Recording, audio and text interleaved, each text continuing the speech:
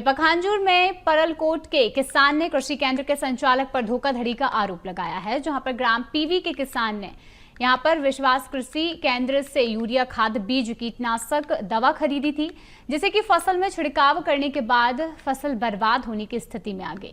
किसान ने एसडीएम को कांकेर कलेक्टर के नाम का ज्ञापन भी सौंपा है और किसान का ये कहना है कि खरीदी गई सामग्री फसल में डालने के बाद पूरी फसल हरी होकर सूख गई, जिसकी सूचना कृषि केंद्र के संचालक को दी गई, लेकिन किसी भी प्रकार का सहयोग यहां पर नहीं मिला।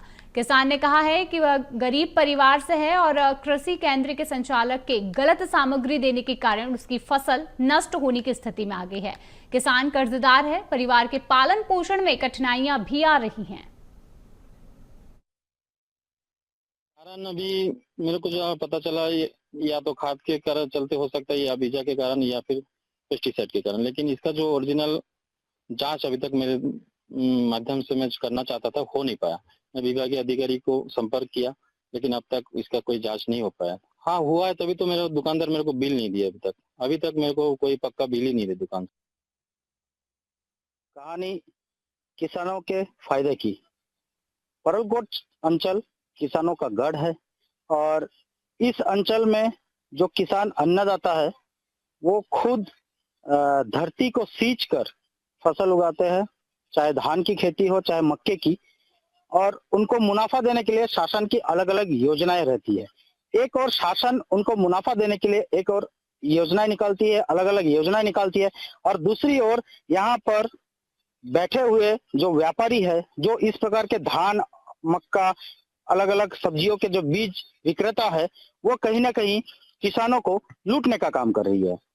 खबर पखांजूर से है और मैं इस वक्त खड़ा हूँ एक किसान के खेत में, और इस किसान का सबसे बड़ा समस्या यह है कि अपनी मेहनत की जो पाई कमाई इस खेत में लगाते हैं और इनको एक भरोसा रहता है कि इस खेत से मैं फसल उगाऊंगा और कुछ मुनाफा लेकर के अपना जीवन यापन करूंगा।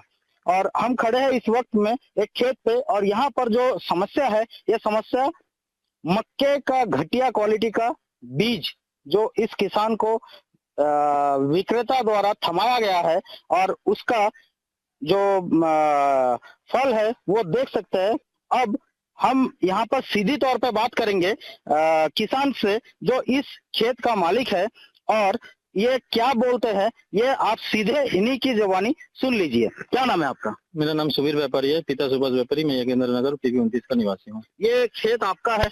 हाँ मेरा है। और आपके साथ क्या हुआ है? गाँव वाले चाचा का ही है, मेरा खेत बाजू में ही है, उनके खेत में मैं मक्का लगाया हूँ।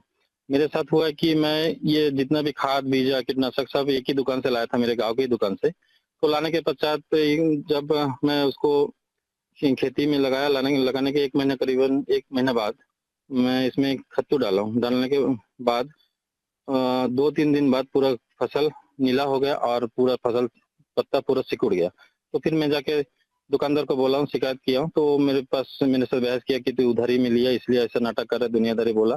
फिर मेरे को बोलता है तू मेरा खाद वापस कर देना। फिर मैं बोला ठीक है तो लेके आना। मैं एक्चुअली देखा जाए दुकानदार को मानते हैं या आप स्वयं इसके जिम्मेदार रहेंगे? दुकानदार को ही मानता हूँ, क्योंकि मैं उसके वहां से पूरा सामान लाया था। बोला जाए तो बीज, खाद सब उनके दुकान से लाया था। तो ये जो बीज जो आपको इस खेत में लगाने के लिए बताया गया, तो ये बीज क्या आपका पसंद का था या दुकानदार अपने मर्जी से दिया? मैं दूसरा बीजा मंगा था, वो अपने पसंद से दिया था, जिसका बिल भी मैं मंगा था, लेकिन मेरे को बिल नहीं दिया था। मेरी सबसे बड़ी समस्या है बिल, और बिल के लिए मैं कई बार उसके दुकान गया, लेकिन कभी आज तक मेरे को बिल नहीं दिया।